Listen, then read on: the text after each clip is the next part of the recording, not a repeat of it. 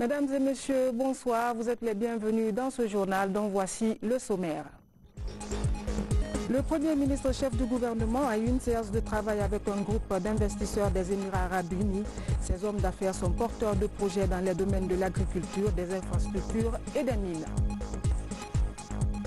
Conakry, ville propre, la campagne de déguerpissement des encombrants physiques le long des routes se poursuit. Ce soir, nous vous proposons l'étape du quartier Lansanaya Port 2 dans la commune de Matoto. Paludisme à Mamou, 80 000 moustiquaires sont distribués aux familles pour prévenir la maladie. L'opération est gratuite et permet de réduire la prévalence.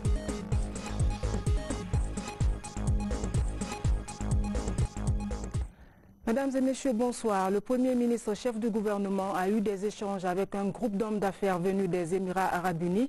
Les discussions ont porté sur les opportunités d'investissement dans notre pays, notamment dans le secteur des mines et de l'agriculture. Compte rendu, Ousmane Bangoura. C'est une séance de travail entre la mission économique émirati et le gouvernement guinéen. Elle s'inscrit dans le cadre du suivi de la visite du Premier ministre Dr Ibrahima Kassory Fofana à Abu Dhabi en février 2019. Ici, il est question de faire une esquisse sur les opportunités d'investissement en Guinée.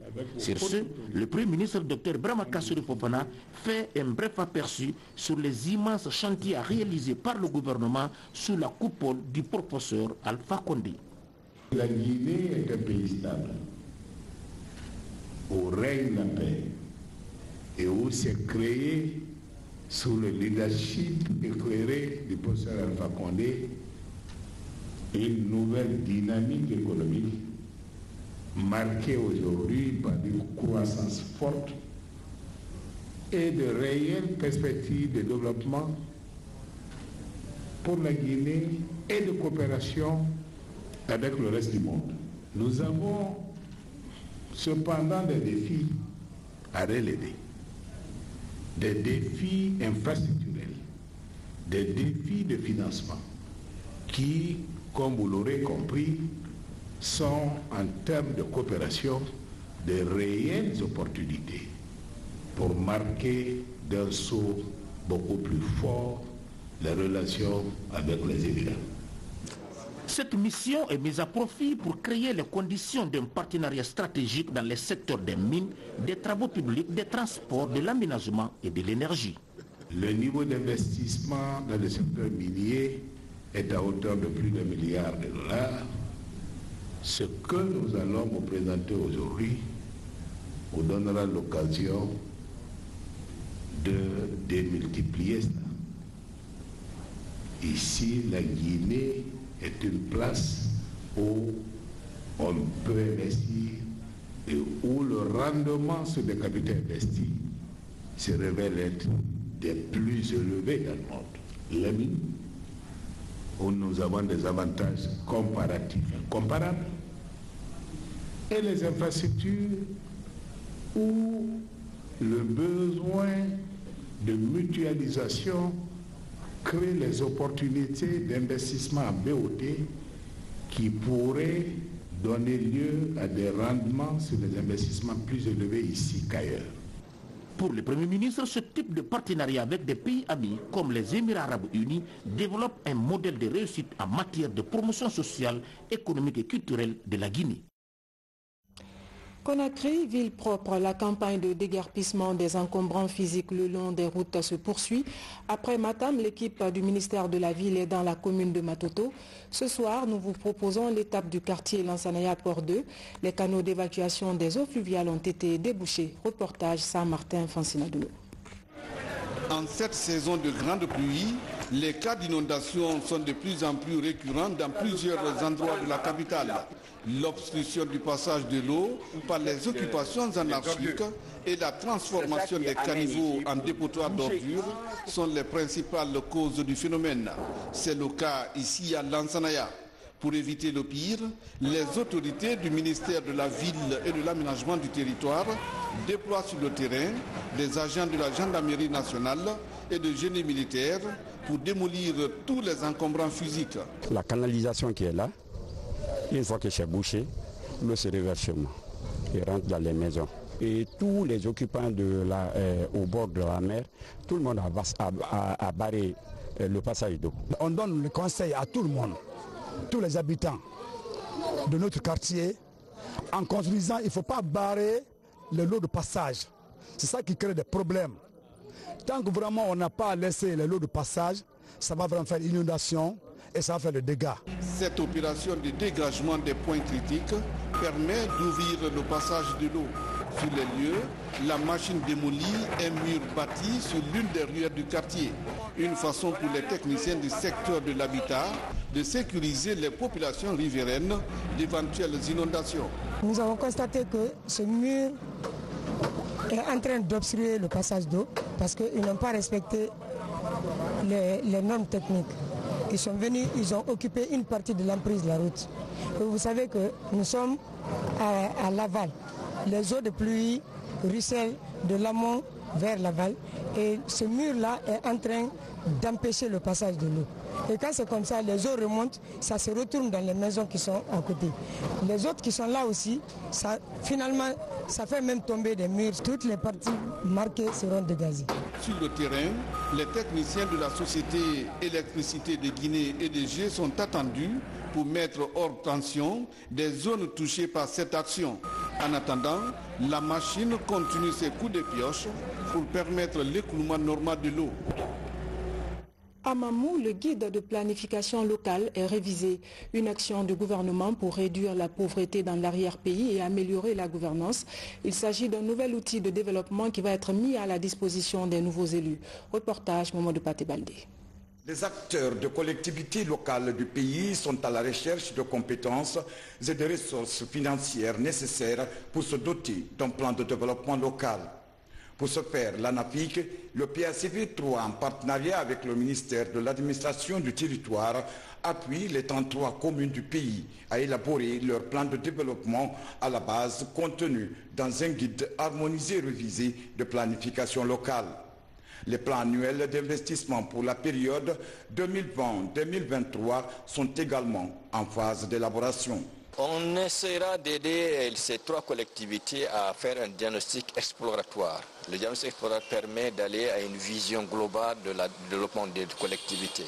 On aura des domaines d'activité, on aura des programmes d'activité et des actions à réaliser sur les 5 ans. Nous avons décidé de venir avec les élus des conseils communaux des communes urbaines, plus les cadres techniques, pour encore les former sur le guide de planification locale de cette 2e génération pour que les PDL, les plans de développement local qu'ils ont, soient conformes aux dispositions de ce guide.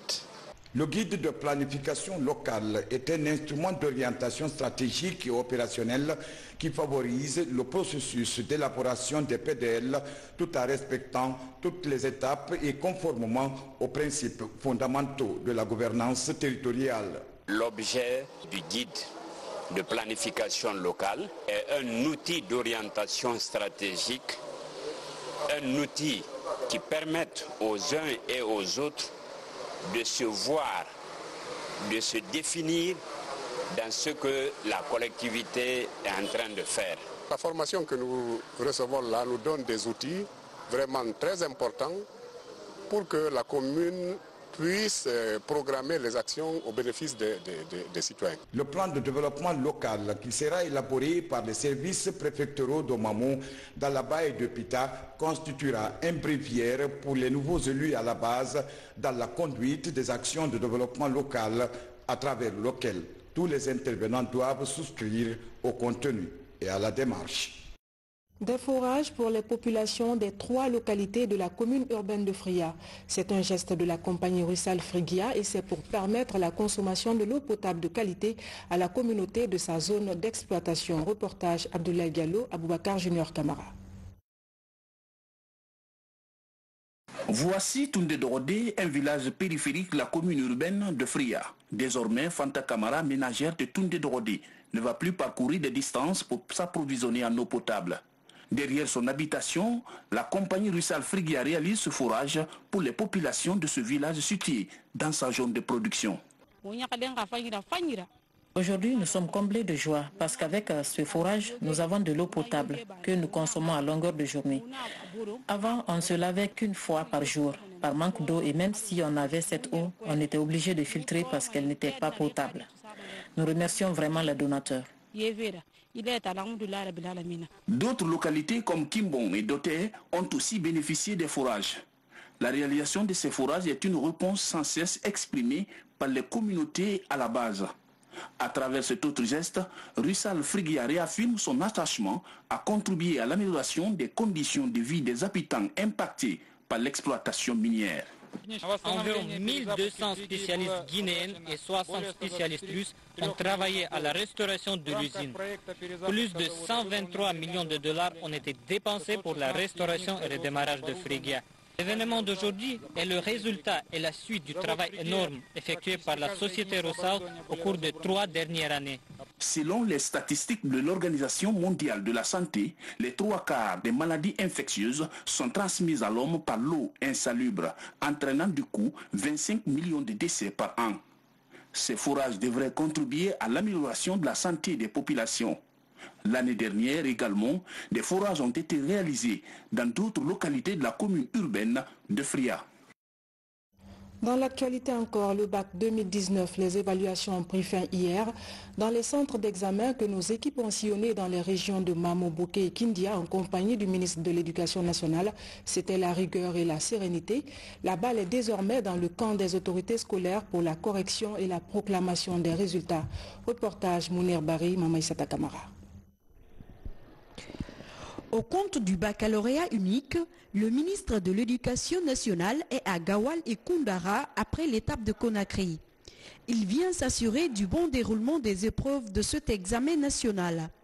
Dans ces 2 préfectures, Maurice Sangaré s'est félicité de l'application stricte des règlements généraux adoptés par les différents acteurs. Tout le dispositif mis en place pour la gestion de ces examens a bien fonctionné. Toutes les fraudes ou tentatives de fraude ont été réprimées et j'espère que ça a donné une certaine crédibilité à cette session 2019. J'ai trouvé que les candidats étaient disciplinés dans les salles d'examen, dans les centres, les surveillants aussi, et le principe de tolérance zéro a été respecté. Actuellement dans la région sans fausse note et aujourd'hui, sur les 5 préfectures, seul Dubreka est dans la phase de correction qui va terminer aujourd'hui. Sinon, les 4 autres déjà, la saisie est complètement bouclée. Ces derniers jours de supervision ont permis au ministre et sa suite de s'enquérir du climat de sérénité et de transparence qui ont prévalu pendant l'évaluation. À Mamou et Kindia également, le même constat est observé. Nous avons donné la priorité à la sensibilisation. À la sensibilisation et à l'efficacité dans la surveillance. Nous nous sommes dit que mieux vaut prévenir que prendre le fraudeur. Il faudrait empêcher la fraude. Avant la rentrée scolaire, j'ai fait les cours de vacances et après ça aussi, la rentrée scolaire aussi, je partais tous les jours à l'école et je révisais. Cette année, la région de Kindia a présenté plus de 17 000 candidats, dont 6 723 filles au baccalauréat unique session 2019. Les résultats de ces différentes évaluations sont attendus 2 semaines après la dernière épreuve. Déjà, la correction des copies de l'entrée en 7e année est à terme. Quant au BEPC, les correcteurs s'attellent au travail pour respecter le délai prévu pour la publication des résultats. Les professionnels de la santé étaient ce matin au Palais du Peuple. Ils réaffirment leur soutien aux actions de développement du président de la République. Plusieurs grands chantiers qui témoignent de l'engagement du chef de l'État à faire de la Guinée un pays émergent. Compte rendu Sanassi Keita.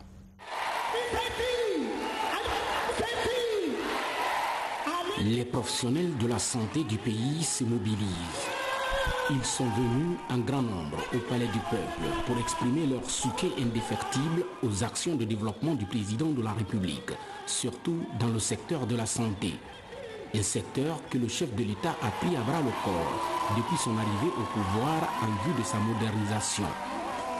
Nombreux sont les artistes qui ont rehaussé de leur présence cet événement pour saluer les efforts consentis par le président Alpha Condé dans le secteur de la santé.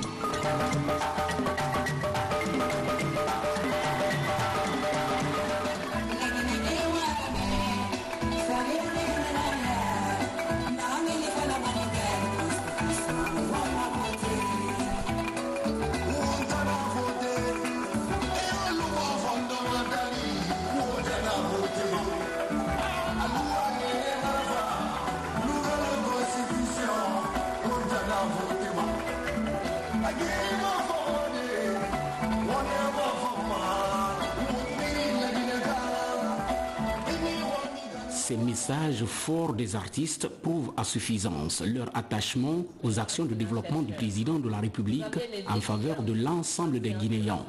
Une occasion mise à profit par le coordinateur national des professionnels de la santé de rassurer. Monsieur le Président de la République, depuis votre avènement à la magistrature suprême de notre pays en 2010 et partant du constat fait sur le terrain et des années antérieures, nous, professionnels de la santé, nous avons fait des constats qui ont montré qu'il y a eu beaucoup de mutations qui s'inscrivent dans le cadre de la performance et de la qualification du système de santé dans notre pays. Il s'agit notamment de la construction, de la rénovation, de l'équipement, des hôpitaux, des centres de santé, des postes de santé, et de la gratuité de la césarienne, de l'achat des médicaments et autres produits de santé, du recrutement du personnel ainsi que de leur déploiement à travers tout le pays. Pour ce qui est de la construction, le cas le plus éloquent est la rénovation, l'extension de l'hôpital national d'Onka avec des équipements de dernière génération pour l'amélioration des conditions de vie et des soins des populations guinéennes. Pour toutes ces actions, Monsieur le Président de la République, nous les professionnels de santé, nous vous disons merci et encore merci pour la hausse du budget du ministère de la Santé et les possibilités de recrutement offertes au secteur pour combler le déficit du personnel dans les structures de santé à l'intérieur du pays. Le ministre d'État en charge de la santé dresse quelques résultats enregistrés par Professeur Alpha Condé dans le secteur de la santé de 2011 à 2019. En prenant le pouvoir en 2011, malgré les efforts fournis, on a fait le constat et la situation sur l'instruction de M. le Président de la République pour voir ce qui est fait, ce qui reste à faire et comment faire. Le gouvernement a réalisé des avancées significatives. Dans le domaine du renforcement, la surveillance et la gestion des situations d'urgence, l'Agence nationale de sécurité sanitaire a été créée grâce à vous. Et cela nous permet aujourd'hui de surveiller à tout moment, sur le plan épidémiologique, ce qui peut arriver comme catastrophe. Un seul petit exemple, pour ne pas être long.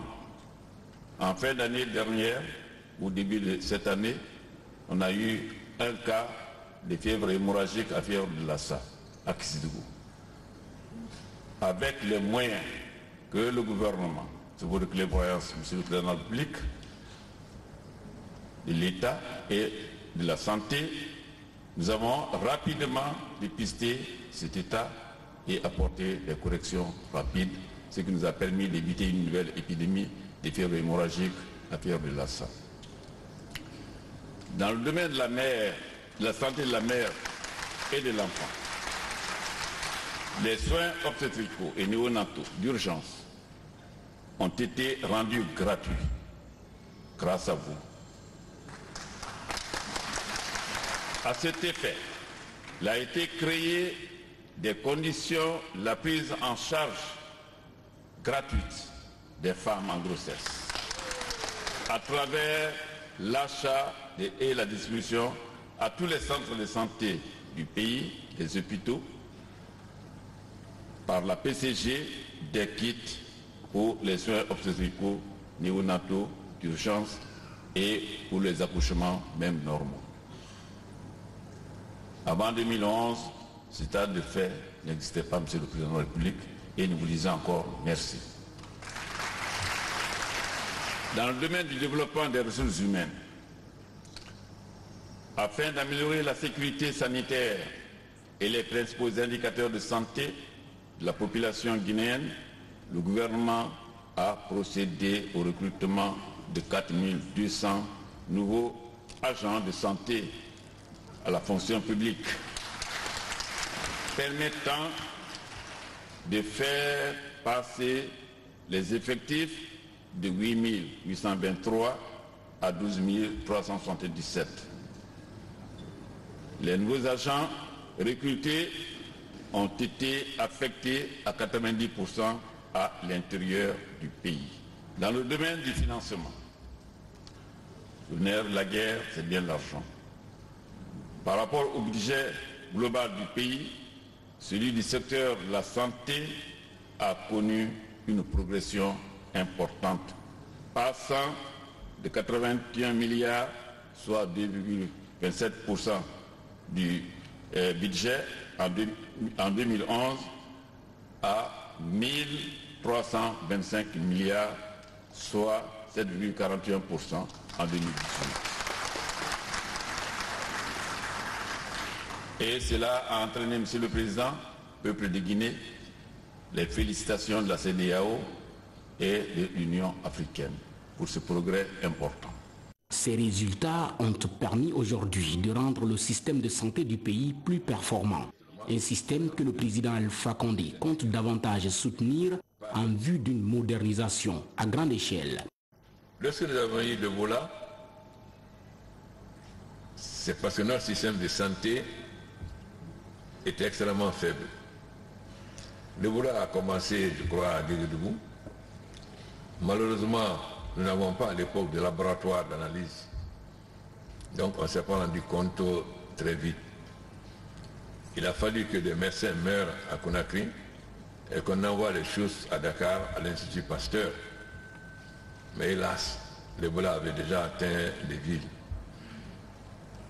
Et cela nous a coûté très cher.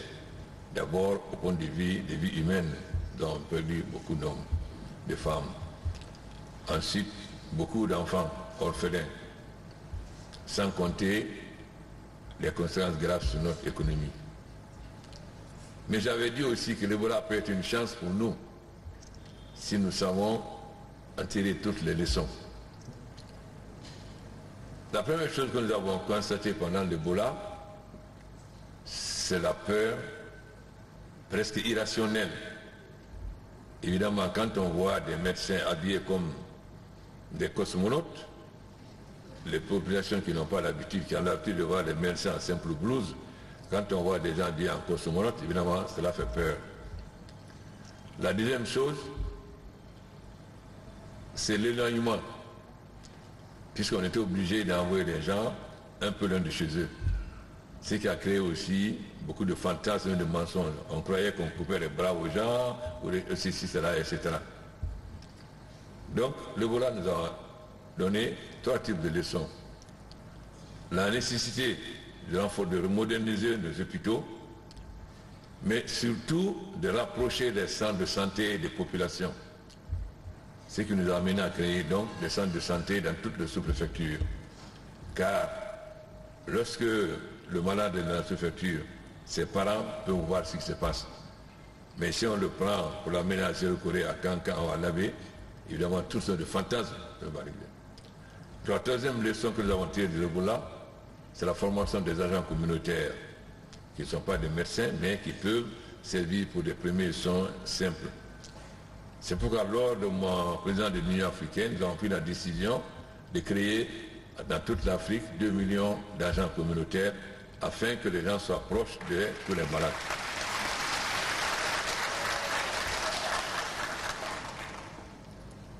Nous avons construit des hôpitaux, c'est vrai. Nous sommes en train de moderniser l'hôpital Yonka.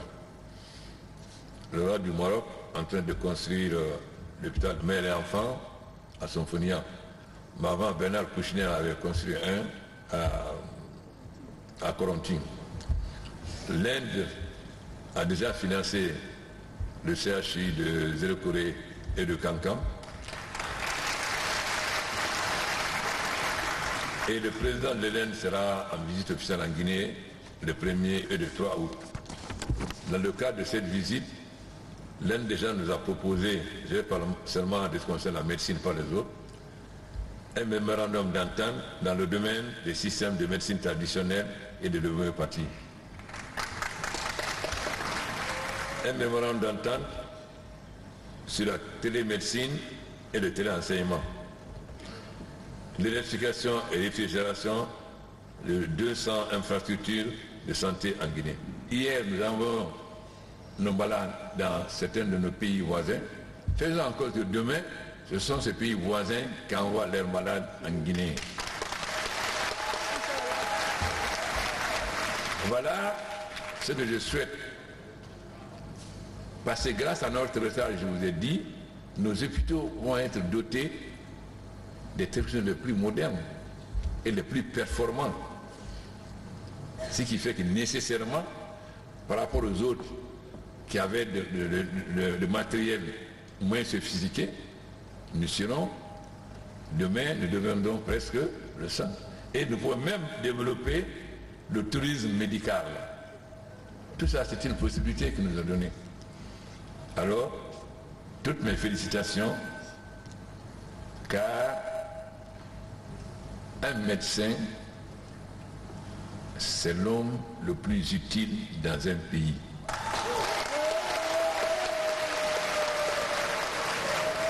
Car qui peut étudier ou travailler s'il n'est pas en bonne santé? Personne. Mais sané, in corpore sané, comme disent les Grecs. Un esprit sain dans un corps sain. Donc, pour que nos étudiants étudient bien, il faut qu'ils soient bien soignés. Pour que nos agriculteurs puissent cultiver bien, il faut qu'ils soient bien soignés. Pour que nos grands cadres de la fonction publique puissent bien travailler, il faut qu'ils soient bien soignés. Donc nous sommes fiers de vous d'avoir choisi ce corps, car c'est un corps qui impose beaucoup de sacrifices. Mais vous avez la reconnaissance de tout le peuple de Guinée. Ces professionnels de la santé ont enfin décerné au président de la République, professeur Alpha Condé, un trophée et un satisfecit, une marque de reconnaissance pour ses nombreuses réalisations dans le secteur de la santé, avec une seule ambition, rendre le système de santé du pays plus performant. Agenda chargé pour le président de la République. Professeur Alpha Condé a reçu les clés des 7 établissements publics du pays.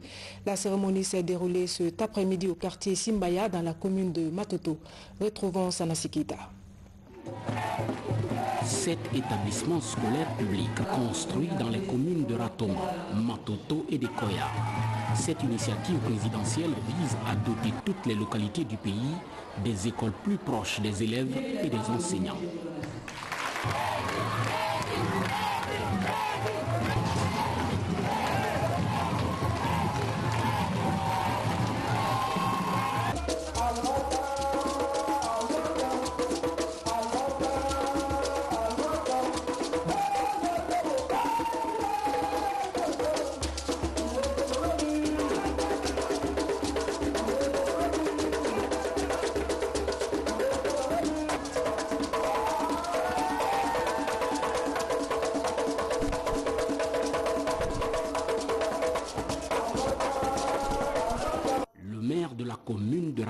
S'est félicité de cette initiative du président de la République qui vise à offrir au pays d'importantes infrastructures scolaires. L'événement pour lequel nous sommes réunis ici à ce moment est bien la remise des clés des écoles aux autorités éducatives de l'Atoma, événement qui s'inscrit en droite ligne de votre politique dans le domaine de l'enseignement et de l'éducation, mais aussi obéit à notre engagement de dédier votre mandat aux femmes et aux jeunes.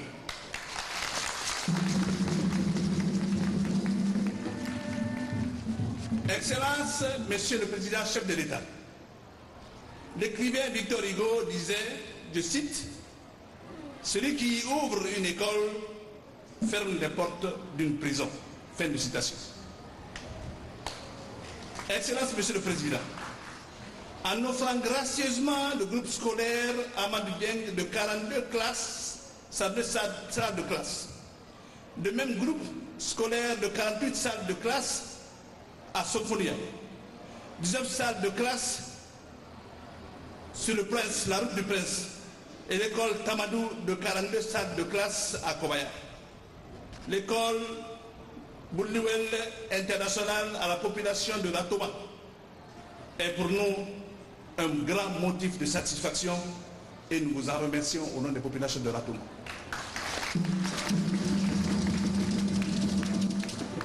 La population de la Toma se réjouit et vous remercie, Excellence Monsieur le Président de la République.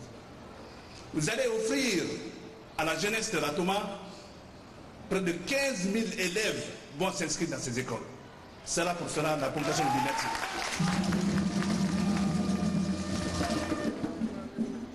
Donc, il est important que nous nous rendons compte des immenses sacrifices que vous ne cessez de consentir pour notre pays et pour notre peuple et pour notre nation tout entière. Et pour cela, nous vous disons encore merci, Monsieur le Président de la République. La présidente des écoles Amadou Dieng souligne.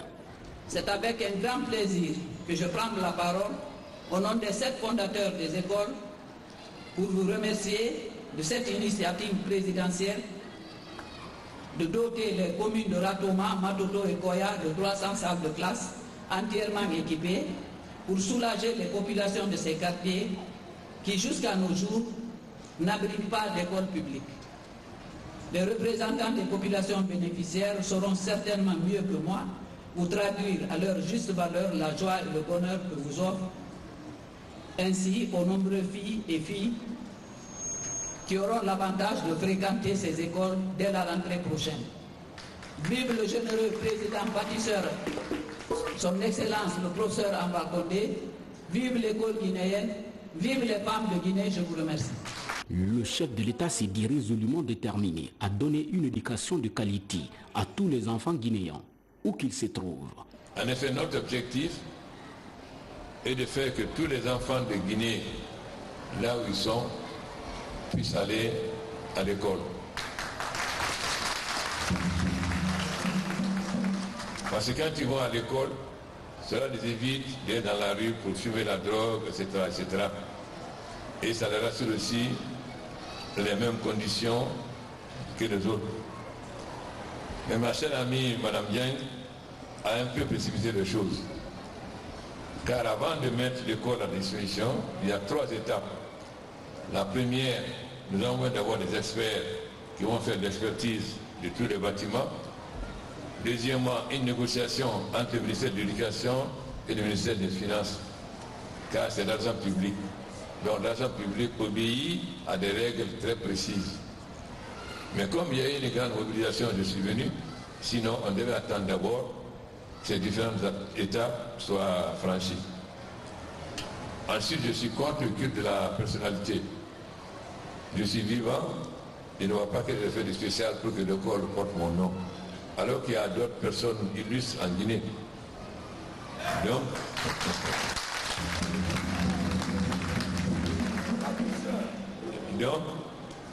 ici, nous allons donner le nom de quelqu'un et à l'autre école, nous donnerons l'autre.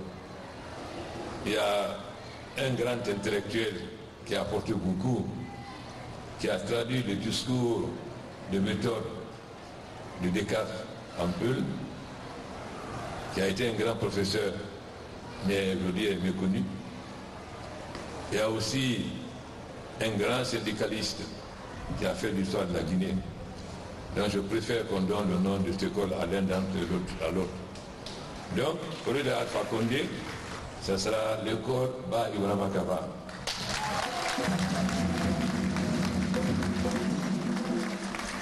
Et l'autre école, ça sera l'école Koumandian. Koumandian Keita, que tout le monde connaît, qui a été un grand syndicaliste, qui a mené la lutte syndicale au niveau de l'Afrique, parce qu'il a été secrétaire général de l'ensemble des enseignants de l'AOS, qu'on appelait avant l'AOS. Donc je pense que nous allons prendre ces écoles, comme les autres écoles, et nous allons construire. Parce qu'il y a certains quartiers qui sont défavorisés, particulièrement à Ratouma et à Matoto, mais aussi dans la grande banlieue. Or, ces enfants ont le même droit que les autres. Notre objectif donc est de faire qu'ils aient des écoles, qu'ils aient des lieux de jeu et qu'ils aient des terrains. Mais nous allons reporter la remise des clés et la visite à la fin des procédures, parce que l'État, le fonctionnement des finances publiques obéit à des règles très précises. Si j'achète avec mon argent personnel, il n'y a pas de problème, mais c'est l'argent de l'État. L'argent de l'État obéit à des règles. Donc, cette école sera prête pour les enfants à l'ouverture comme les autres. Entre-temps, nous allons procéder à toutes ces formalités, c'est-à-dire l'expertise des écoles, la négociation avec le ministère de l'Éducation et le ministère des Finances, afin qu'à l'ouverture, tous ces élèves puissent rentrer dans ces 17 copies, ça c'est ici à son fournisseur et autres. Mais je m'excuse, on ne pourra pas faire la remise des clés de la visite, parce qu'il y a ces étapes préalables. L'agent de l'État obéit à des règles précises. Moi, je suis un juriste, je suis professeur de droit. Donc, je ne suis pas un analphabète. Si je viole les règles des finances publiques, je serai impardonnable. Donc, permettez qu'on fasse respecter les règles des finances publiques. Mais je félicite Mme Dieng, parce qu'au moins, ces écoles existent, donc nous allons les racheter et les mettre à disposition. Mais nous-mêmes, nous allons construire d'autres pour que tous les enfants de Guinée, partout où ils sont, aient les mêmes chances. Et les mêmes chances de réussite et les mêmes chances d'aller à l'école. Parce que beaucoup de communes sont défavorisées. Il n'y a pas de rue, il n'y a pas de centre de jeu, il n'y a pas de terrain de jeu, il n'y a pas d'école.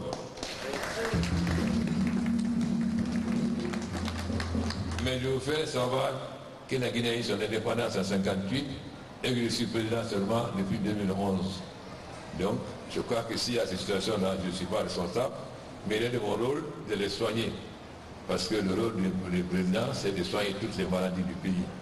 Donc on va en faire en sorte. Mais s'il n'y a pas d'école, si les enfants se plaignent qu'il n'y a pas d'école, qu'il n'y a pas de jeunes, je ne suis pas responsable.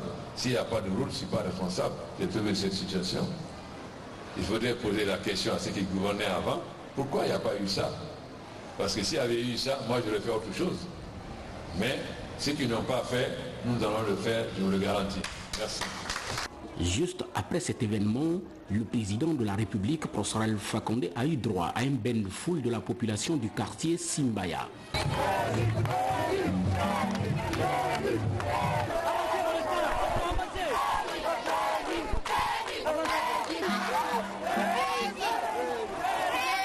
Partout dans les coins et recoins de ce quartier, c'est une foule en effervescence qui accompagne le président de la République.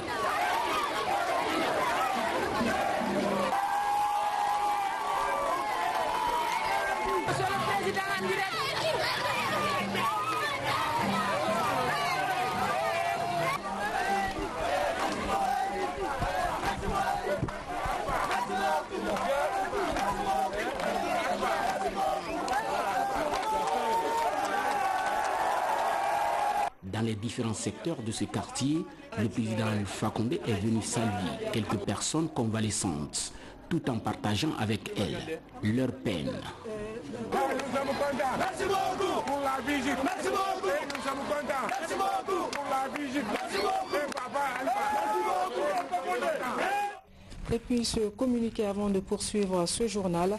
Le symposium de l'artiste feu Kerfala Kanté, initialement prévu au Musée national, aura lieu au Centre culturel franco-guinéen demain dimanche 21 juillet 2019 à partir de 10h. Sport football avec les derniers échos de la CAN Égypte 2019. Hier, le Sénégal s'est incliné devant l'Algérie. Au-delà du score, les matchs sont des moments de retrouvailles entre membres d'une même communauté. Les Sénégalais résidant en Guinée ont suivi la rencontre au sein de leur ambassade en présence de notre reporter Aziz Baldé. L'Algérie est sur le toit de l'Afrique au terme d'une finale âprement disputée.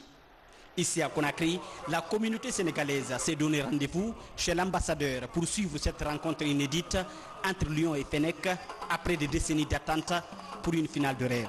Quelques minutes avant le début de la rencontre, les joueurs font leur apparition au stade international du